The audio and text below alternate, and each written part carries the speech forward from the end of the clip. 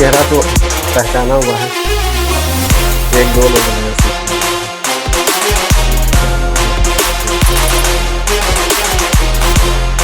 वो मलवांचल यूनिवर्सिटी मध्य प्रदेश के इंदौर, वहाँ से इस कार्यकाल में जो गवर्नमेंट मेडिकल कॉलेज जालौर है वहाँ से प्राप्त आईटीआई के बाद में तो एक दिन के अवकाश में दो लोगों की भौतिक उपस्थिति एक अन्य राज्य मध्य प्रदेश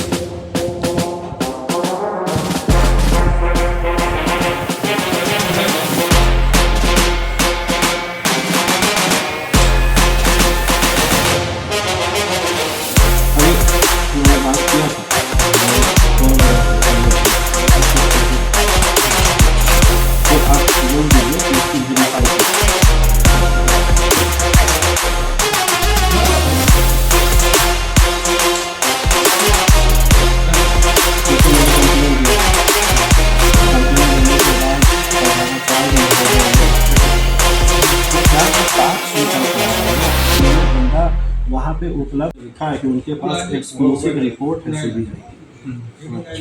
उन्होंने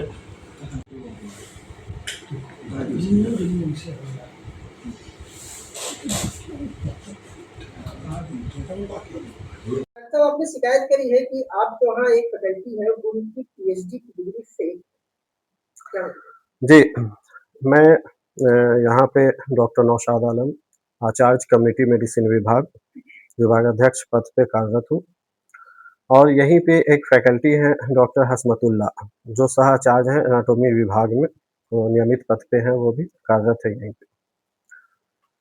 उनकी जो एक्सपीरियंस सर्टिफिकेट है और जो यूजीसी की गाइडलाइन है और जो आरटीआई से रिप्लाई आई है जब वो गवर्नमेंट मेडिकल कॉलेज जालौन में कार्यरत थे, वहाँ से जो आरटीआई रिप्लाई आई है और यूजीसी ने भी आरटीआई रिप्लाई में कुछ नियम बताए हैं। फिर जहाँ से इन्होंने पीएचडी किया है मलवांचल यूनिवर्सिटी इंदौर मध्य प्रदेश से, वहाँ की ऑर्डिनेंस है, जो वहाँ का कानून है, इन सारे दस्तावेज के आधार पे उनकी डिग्री जो है फर्जी तरीके से ली गई प्रतीत होती है। उसमें जो इनका कार्यकाल है डॉक्टर हसमतुल्ला का, वो Jalaun government medical college Jalaun में ये कार्यरत रहे हैं। उस कार्यकाल को मैंने अपने पत्र में पूरा विस्तृत लिखा है कि वो कब से कब तक कार्यरत रहे हैं। उस कार्यकाल में इन्होंने जो जालौन से आरटीआई में जवाब प्राप्त हुई है उसमें 2017 से लेकर के 2021 तक में टोटल 12 दिन के लिए इन्होंने सीएल की आवेदन की थी, जिसमें इनके पीएचडी का जो ड्यूरेशन है 2018 से 2021 उसमें केवल एक ही दिन इन्होंने सीएल लिया है, सीएल के लिए आवेदन दिया था प्रधानाचार्य कार्यालय में। तो अब यहाँ पे क्वेश्चन ये उठता है कि उत्तर प्रदेश में जालौन मेडिकल कॉलेज से मध्य प्रदेश इंदौर में मलवांचल यूनिवर्सिटी जो 200 दिन की भौतिक उपस्थिति अनिवार्य बता रहे हैं, तो एक दिन की सीएल में कोई व्यक्ति एक ही समय में कैसे 200 दिन वहां पर उपस्थित हो सका? ये खुद एक क्वेश्चन उठा रहा है उनकी पीएचडी उपाधि पे। तो हमारे द्वारा पूर्व में भी शिकायत की गई थी। उस शिकायत में प्रधानाचार्य महोदय ने, जो तत्कालीन प्रधानाचार्य थे, उन्होंने यहाँ से रजिस्ट्रार मलवांचल यूनिवर्सिटी को मेल के माध्यम से उसको वेरीफाई किया था। वहाँ से रजिस्ट्रार द्वारा वेरीफाई किया गया कि पीएचडी डिग्री जो है सही है। लेकिन पीएचडी डिग्री सही अगर है तो ये बिना जाए हुए, बिना वहाँ प्रेजेंट हुए पीएचडी की डिग्री कैसे प्राप्त कर ली उन्होंने? ये कैसे सही हो गया? एनएमसी और यूजीसी गाइडलाइन क्या कहती है? एनएमसी की गाइडलाइन जो 2022 से है उसमें ये लिखा हुआ है कि पीएचडी रेगुलर इन कैंपस होना चाहिए, यानी जहाँ पे आप पीएचडी में अध्ययनरत है आप वहाँ पे भौतिक रूप से उपस्थित हो, इसको बोलते हैं रेगुलर इन कैंपस।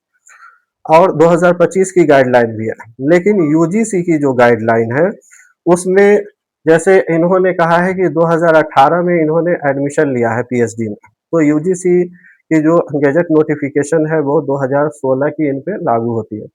2016 में यूजीसी गैजेट नोटिफिकेशन में जिसमें पीएचडी उपाधि देने की नियम का उल्लेख किया गया है, उसमें पृष्ठ संख्या 12 बिंदु संख्या 11.1 उसमें साफ तौर पे लिखा हुआ है कि किसी भी संस्थान से पीएचडी डिस्टेंस लर्निंग मोड में नहीं किया जा सकता।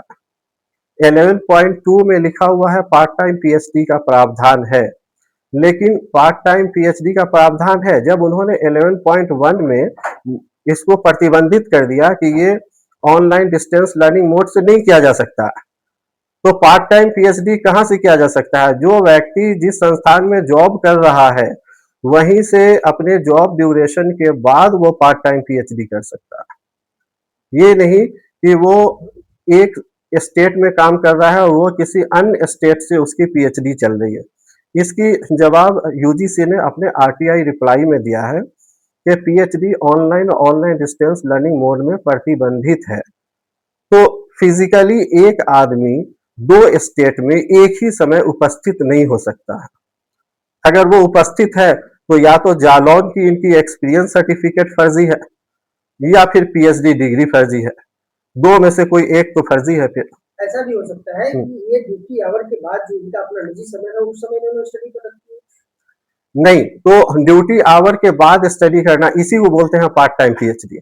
तो ड्यूटी आवर के बाद स्टडी, तो ये तो जालौन मेडिकल कॉलेज में रजिस्टर्ड नहीं थे पीएचडी करने के लिए, ये तो रजिस्टर्ड थे मध्य प्रदेश इंदौर में मालवांचल यूनिवर्सिटी में।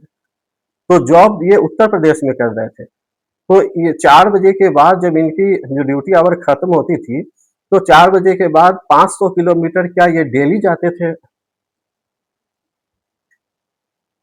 यानी डिस्टेंस दोनों के बीच में जो इन्होंने दिखाया मेजर डिस्टेंस है, इसलिए वो संभव नहीं है। संभव नहीं है।